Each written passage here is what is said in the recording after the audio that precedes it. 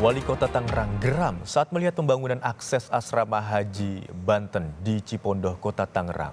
Wali Kota marah karena pekerjaannya tak kunjung selesai. Itu bekunya siapa itu? Kontraktor? Itu bekunya siapa ini? Yang hijau itu?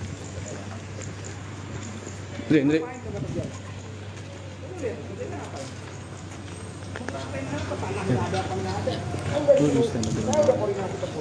Kemarahan Wali Kota Tangerang Arif Wismansyah meluap saat memantau proyek pembangunan asrama haji Banten.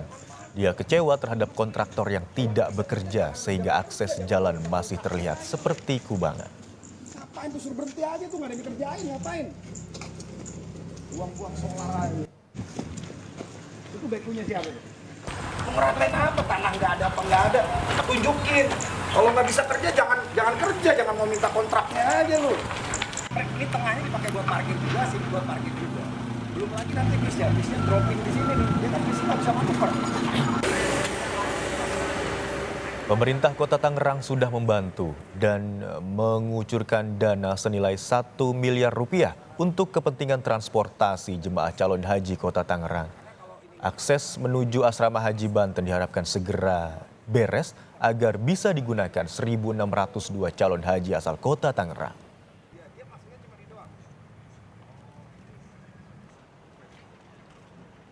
Kemarin kita kendalanya di air, Pak. Ya, solusinya apa airnya? Udah dapat solusinya. Apa? Kita bikin sodetan selalu sini, Pak, buang ke arah sini. Ya kalau kesini entar sini yang banjir. Enggak, dari depan ini kan udah mulai kering nih, Pak. Makanya kita bikin 2 zona. Jadi posisi si air ini udah mentok ada di belakang sini, Pak. Kita belum ada pembuangan air ke belah sini, cuman kita pakai keong sekarang. Keong apa? Mesin diesel. Mana masih pompa alfa? Pompa alfa. Mana pompanya? Ada, Pak. Coba dijalanin dong. Jangan dipajang doang. Saya sih ngeliat tuh beku yang di sini aja ngapain? Tanahnya juga nggak ada. Dia mau katenpil apa? Jadi kalau itu udah jadi kesepakatan rapat, kerjain serius. Kalau situ nggak serius, ini saya batalin.